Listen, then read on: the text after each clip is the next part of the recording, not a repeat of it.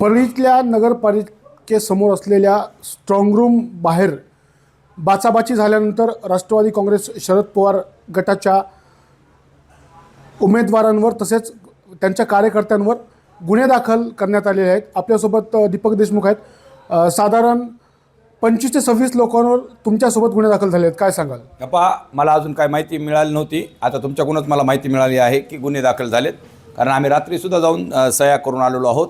आणि आमची पहिलेपासूनच मागणी होती 2 तारखेला जे काउंटिंग होती 3 तारखेला, तर त्या दिवशी नाही झाली। त्या दिवशी आम्ही रितसर ह्याला निवडणूक आयोगाला पत्र दिलं आणि त्यांच्याकडे मागणी केली आम्ही की आम्हाला इथं स्वतःलाही सुरक्षा करायची आहे। आम्हाला कुणावरही भरोसा नाही आहे, पोलीस यंत्रणेवर नाही किंवा इथल्या निवडणूक अधिकाऱ्यावर नाही आहे, कारण ह्याच्या आधी खूप घटना घडलेल्या आहेत। म्हणून आम्ही रितसर पत्र दिलं, पण आम्हाला त्यांनी तोंडी सांगितलं की तुम्हाला खाली हे लावून देतो, स्ट्रॉंग रूमला कॅमेरा लावून खाली LCD बसवून देतो, तिथं पहा। आम्ही पाहायची व्यवस्था केली, आम्हाला बसवलं। आम्ही त्यांना रितसर मागणी केली होती की गारवाचा दिवस आहे, ते गादी किंवा सतरंजी आम्हाला तिथं क्वाट काय आणायची परवानगी द्यावी, पण ते तसलं कुठलं काही न देता बी काहीच नाही। पण रात्री आम्हाला येऊन जे पोलीस लोक नाचन साहेबांनी हे आहेत, ह्यांनी बळजबरीनं हाकलून लावलं बाहेर। आणि मध्ये काय चालू आहे हे आमच्या लक्षात येणं गेलं, कारण स्ट्रॉंग रूमच्याच बाजूला ह्यांचे पोलीस लोक चिटकूनच आज बी CCTVत बघा ते दिसतेत, कळबळ 5-25 लोक मागं पुढे करत होते। आम्ही त्यांनासुद्धा तोंडी म्हणलं होतं की साहेब हे काय गोंधळ चालू आहे, ह्याच्यासाठी आम्हाला तुम्ही सांगा। तर ते उलटं आमच्यावर दाबदडप करून आम्हाला वरी जायची सुद्धा बंदी केली। नियमानं आमचे रजिस्टर तिथं पोलीसला सुद्धा जाता येत नाही, आम्हाला सुद्धा जाता येत नाही। त्यांनी CRF का FRF हे जवान जे आहेत त्यांच्यापाशी ती यंत्रणा दिली, पण तिथं 3 रजिस्टर ठेवलेले आहेत, आम्हाला तिथं सह्याला जाऊ दिलं नाही। त्यांनीच उलटी मारहाण आम्हाला केली, उमेदवाराला आमच्या मारहाण केली आणि उलटं आम्हालाच तक्रारीत असं म्हणलेलं आहे की जे आबासाहेब देशमुख आहेत त्यांनी वर जाण्यासाठी त्या दिवशी रात्री हुज्जत घातली, असं स्पष्ट म्हणलेलं नाही। ऐका ना, तुम्हीच अडवायला, तुम्हीच नियम करतात आणि तुम्हीच अडवतात। तुम्ही आम्हाला सांगायला पाहिजे होतं, लेखी द्यायला पाहिजे होतं की तुम्हाला खाली तुमची व्यवस्था केली, खाली आमचं रजिस्टर वरी आहे। आमच्याकडं CCTV तुम्ही तपासा, आमच्या 2-3 विजिट वरीच झालेल्या आहेत, रात्रीसुद्धा झाल्यात, पहाटे बी झाल्यात आणि मध्यरात्रीसुद्धा झाल्यात। आणि आम्ही त्या दिवशीसुद्धा मध्यरात्री आबासाहेब देशमुख हे वरी जात असताना त्याला अडवलं आणि मध्ये जाता येणार नाही म्हणले। मी म्हणलं मग तसा कायदा तुम्ही लेखी द्या आम्हाला। तर त्यांनी काही लेखी न देता पोलिसांकडून मारहाण केली। मी परत जाऊ लागलो, म्हणलं मला अडवा म्हणलं, कारण माझं रजिस्टर वरी आहे, तुमचंसुद्धा वरी, तुम्ही मध्ये जायलात बाहेर यायलात आणि आम्हाला का नाही, तुम्हाला सुद्धा सही करायचं वरी। मग त्यांनी सांगितलं तिसऱ्या दिवशी आम्हाला, दुसऱ्या दिवशी हे केलं त्यांनी, त्याच्यामुळेच गोंधळ झाला। हे पोलीस लोक आणि हेच बेबनाव करीत आहेत। आम्ही पहिल्या दिवशीच सांगितलं होतं की निवडणूक अधिकारी आणि पोलिसावर आम्हाला भरोसा नाही, कारण हे इथल्या मोठ्या नेत्याच्या अंडरखाली काम करतात। नेमकं कोणाच्या? तुम्हाला सांगायलो ना, इथं मंत्री लेवलचे मंत्री आहेत, इथं आमदार आहेत, आमदार बी असेत की मंत्री लेवलचे आहेत, मोठमोठाले गुन्हे त्यांच्यावर आरोप आहेत। सगळं परळीला माहिती, महाराष्ट्राला माहिती, सगळे बूथ कसे झालेत, बूथ कॅप्चरिंग कशी झाली, सगळं काय असताना अलबेल कसं जमल, म्हणून आम्ही अलर्ट राहण्यासाठी करायलो आहोत। पण नाचन साहेब आपला मनमानी कारभार करायलेत। पुन्हा नाचन साहेबांनी पहिले जे 2 हे जे आहेत निवडणूक अधिकारी, हे कुणालाच गुमानी नाहीत। आणि आम्हाला काल नोटीस दिली, माझा टाईमसुद्धा बघा, काल नोटीस दिली की तुम्हाला आता 80 मिनिटाचा टाईम दिला आणि तुम्हाला 24 तासाचा टाईम दिला। पण वरी काय चाललंय ह्याचे CCTV दाखवायला, पण त्याच्या बाजूची रूमला आम्ही मागणी केली होती की ते सुद्धा पोलीस लोक कोण आहेत, ह्यांचीसुद्धा नावं द्या, आम्हाला यादी द्या, कोण आहे ड्युट्याला नेमकं मध्ये कोण आहेत, ह्यांचा सर्रास वावर चालू आहे। आणि आमचंच त्यांना हे होईना आणि आम्हाला त्यांना कुठून बाजूला काढायचं आहे आणि आम्हाला जेलमध्ये घालून ह्यांना इथं काहीतरी कारभार करायचा आहे। हे आमच्या आमदारांना त्या दिवशी गणेश पारच्या सभेत तेच सांगितलं सगळ्यांना की तुम्ही शांत राहा, मी माझ्या पद्धतीने बघतो, डोक्यावर बर्फ ठेवा। बर्फ ठेवायला का सांगितला, कारण यांच्या डोक्यात पहिलेच आग आहे हे, त्याच्यामुळे बर्फ ठेवा म्हणले असेल 1 दिवस, पुन्हा मी बघतो। आणि त्यांनी त्या पद्धतीने बघायला चालू बी केलं, कारण पोलिसांनी आम्हाला का 1 दिवस काहीच नाही, आम्ही बसलेलं दिसलं की त्यांचं ते चालू केलं त्यांनी, तिथं माणसं पाठवायला, तिथं पोलिसाचा दाब टाकायला, आम्हाला अक्षरशः मारून हाकलले साहेब त्यांनी। असा कसा विषय होऊ शकतोय? बरं आम्ही काय चोर आहेत का दरोडे आहेत? आमच्याकडे पास आहेत, आम्हाला नाही जाऊ द्यायचं, ह्याचा अर्थ काय? मग तुम्ही लेखी द्यावं लागेल। पुन्हा मध्येच म्हणतात तिथं कलम लागू आहे, आम्ही एकटे माणसं आहेत। आणि जे जमाव होता हे पळीचे जनता होती, उमेदवार होते, अपक्ष होते, पक्षाचे होते, त्यांच्या बी पक्षाचे होते।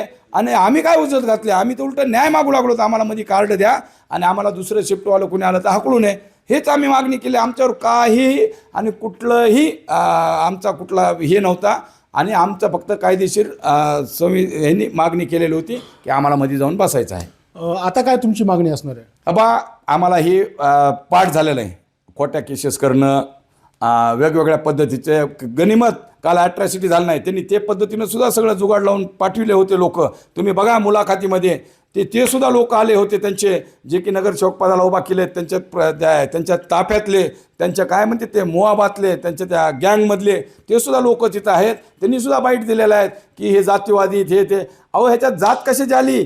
आम्ही संविधान पद्धतीनं आम्ही न्याय मागायलो आणि हे जर दारू पिऊन आणि इथं येऊन धिंगाणा करीत असतील तर आमच्यासारख्या लोकांनी लढायचं आहे कसं, पळीनं म्हणजे जगायचं आहे कसं? ह्यांना इथं आम्ही कुणीच नको आहेत. ह्यांच्या पद्धतीचे लोक आणि ह्यांच्या हाताखाली जे काम करणारे लोक आहेत हेच त्यांना पाहिजे आहेत. तुम्ही देखील त्या दिवशी त्या कर्मचाऱ्यावर आरोप केले होते, त्याबद्दल काही तुम्ही पुन्हा तक्रार करणार? बाबा तक्रार 2-3 नगरसेवकांनी त्यांना केलेल्या आहेत. कारण काय ते त्यांना कुणाला होशच नाही आहे. ह्या तिघाचं बी मेडिकल करायला पाहिजे होतं, केलं नाही त्यांनी. ह्यांना होशच नाही. रात्री बम पिऊन असतात केव्हा बी जा तुम्ही, केव्हा बी ह्यांनीच ज्या ड्युटीला आहेत ह्यांच्याच रोजच मेडिकल केल्याशिवाय त्यांनी विमानात जसं आहे अशी सेन्सिटिव्ह भाग आहे. विमानामध्ये जसं त्याच्या पायलटला मध्ये ड्युटीला जायच्या आधी तपासतात आणि बाहेर जाताना तपासतात, तसं यांचं 2 टाईम मेडिकल व्हायला पाहिजे ह्या लोकांचं, त्या अधिकाऱ्याचं पण आणि पोलीस अधिकाऱ्याचं सुद्धा. हे रोज पिऊन आहेत. आता आम्ही पिऊ नये म्हणून सिद्ध होत नाही, सगळं ह्यांचंच आहे. ह्यांचे रोजच सर्टिफिकेट घेऊन पेले का नाही, रोज 24 तासात तपासण्या केल्या पाहिजे त्यांच्या. राष्ट्रवादी काँग्रेस अजित पवार गटाचे तालुका अध्यक्ष आहेत वैजनाथ सोळंके यांनी असं म्हणले की दीपक देशमुख माथेफिरू आहेत आणि त्यांच्यावर आजन्म निवडणुकीसाठी बंदी पण घालण्यात यावी. ह्या त्या सांबाचं काही खरं नसतं आहे. ऐका, ते गब्बरपशी काम करते किंवा मुग्यांबोपशी करते. मुग्यांबो खुश करण्यासाठी त्याचे हे होल्डिंग असतील.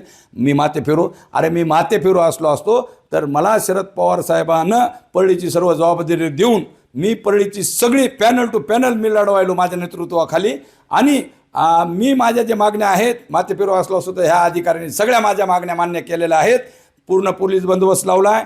तिथल्या CCTVच्या बाजू, स्ट्रॉंग रूमच्या बाजूची रूम बाजूला काढली, सगळे CCTV लावले, ही बंदोबस्त चांगला दिलेला आहे. मग मी माथे फिरू असतो तर हे, आणि हे माझं एकट्याचं काम नाही आहे साहेब. हे सगळा हे जे विषय आहे परळीच्या सगळ्या नगरसेवकाचा विषय आहे. आणि हे कुठून जरी हे सांबा फिंबा असले 1.5 रुपयाला विकलेले असते, हे फक्त बोलायला 1.5 रुपये असते ह्यांचा. हे येतात बोलतात आणि आपल्या मुग्यांबोला खुश करून जातात. मुग्यांबो बी तिकडून मुग्यांबो खुश व्हा म्हणतात, याला शाबासकी देत झालं. असाच विषय पडले. आता या संबंध प्रकरणाबाबत तुम्ही काय करणार, पुढचं पाऊल काय असणार? आम्ही आमच्या नेत्याबरोबर चर्चा करणार आहोत. आता नेमके गुन्हे काय झालेले आहेत, कशा पद्धतीत झालेले आहेत आम्ही ते पाहणार आहोत. आमचे वकील साहेब येतील आणि आम्हीच त्यांच्यावर गुन्हे दाखल करायचं आम्ही हे केलं आहे. आमचे गुन्हे घेतले नाहीत त्यांनी. मी पत्र दिलं होतं. नाथन साहेबांनी ते 2 फड आणि शिंदे ह्या पोलिसांनी आम्हाला मारहाण केली ह्याच्याबद्दल. कारण नगरपालिकेचे CCTV पहा कोण कसं करायला. आमच्या नियमाने आम्ही रोज जात होतो, वरी सही करीत होतो. बरं मीडिया देखत गेलो होतो आम्ही, मीडियाने सुद्धा दाखवले त्या स्ट्रॉंग रूमपाशी आम्हाला तिथं सह्या केलेला. आणि अचानकच बदलतात आणि मारतात. हे कुठला बाय? ह्यांनी सगळं ठरवून केलेला हे विषय आहे. आम्हाला मध्ये घालायचं आणि ह्यांना इथं काळबेळ करायचं. मी त्या दिवशीच्या मुलाखतीत सांगितलं की ह्यांच्या मनामध्ये काहीतरी काळबेळ आहे. पोलीस प्रशासन काही प्रमाणात, बरं का, सगळे पोलीस नाही, काही पोलिस आणि हे अधिकारी, निवडणूक अधिकारी ह्यांच्या मनात नक्कीच काळबेळ आहे. कारण स्पष्ट दिसणार आहे. कारण अजून मी त्या दिवशी म्हणलं होतं आपल्याला 13 दिवस काढायचे साहेब, रोज काही ना काही हे आम्हाला करून आम्हाला अडकविण्याचा प्रयत्न करते. मला अक्षरशः काल गुन्हा दाखल केल्यामुळं मला तिथं जाता आलं नाही, मला पाहता आलं नाही ह्यांनी काय काय केलं रात्री. आणि ह्यांच्या मनानेच 80 मिनिट देतो. म्हणजे 80 मिनिट देतात म्हणजे कसं देणार आहेत तुम्ही 80 मिनिट? ज्याची त्याला 2 मिनिट 3 मिनिट जायची, जाऊन यायची परवानगी द्यायला पाहिजे. त्यांनीच सगळा मसुदा तयार केला आहे की आम्ही असं करणार. भाजपचे एकीकडे काढलेत त्यांना 1 टाईम आणि आमच्या एकीकडे काढलेत आम्हाला 1 टाईम. म्हणजे कोण काय करायला ह्याला लक्षात बी आलं पाहिजे ना.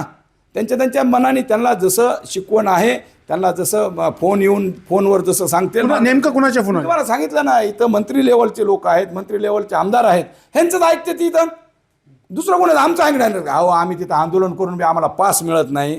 आमचा अधिकार असताना आम्हाला पास मिळत नाही. आणि त्यांच्या फोनवर कामं होते, त्यांच्या फोनवर पास मिळत नाही, त्यांच्या फोनवर सगळे ड्युट्या चालू आहेत. कुणाला कुठं द्यायची ड्युटी हे सुद्धा त्यांच्या हातात आहे. फक्त ते म्हणीन तसा कारभार त्यांचा चालू आहे. बूथवर सुद्धा, यंत्रणेवर सुद्धा कोण त्यांना पाहिजे तेच त्यांनी त्या 11, 12 आणि 1 वर ड्युट्या घेतलेल्या आहेत. अशाच पद्धतीनं परळीत कारभार चालू आहे. तरी बी आम्ही आमच्या ताकदीनं आणि परळीच्या ताकदीनं 50-60% यांचा दबाव हे मोडण्याचा प्रयत्न केलेला आहे. अजून 30-40% राहिला आहे. पण ह्या ज्या विषय आहेत ह्याच्यावर नक्कीच शासनानं लक्ष द्यावं लागेल आणि ह्याच्यावर आम्ही न्यायालयात जाणार आहोत.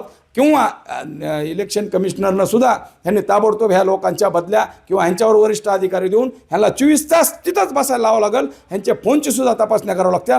ह्यांचे जे फोन आहेत कोणा ह्याचे त्यांचे आता त्यांनी नवीन चालू काय केलं आहे, एक रिटायर तहसीलचा अधिकारी सोबत घेतला आहे आणि त्याच्या फोनवरून फोन करते त्याला. हे आता डायरेक्ट फोन करणार त्यांचे हे CDR तपासतील किंवा हे तपासतील. ह्यांनी त्या आता वेगवेगळ्या लोकांच्या हातानं फोन करून हे मॅनेजमेंट सगळे हलवायला चालू केले आहे त्यांनी. नक्कीच आपण जर बघितलं तर दीपक देशमुख यांनी पोलीस प्रशासन आणि जे संबंध प्रशासन त्या ठिकाणी काम करत आहे त्यांच्यावर आरोप केलेले आहेत. आता यानंतर याची संबंध तक्रार ते पक्षाच्या वरिष्ठ अधिकाऱ्यांकडे देखील आणि त्यांच्या पदाधिकाऱ्यांकडे करण्यास असं त्यांनी सांगितलेलं आहे. कॅमेरामॅन प्रमोद जोशी मी स्वानंद पाटील, ABP माझा, परळी, बीड. ABP माझा, उघडा डोळे बघा नीट.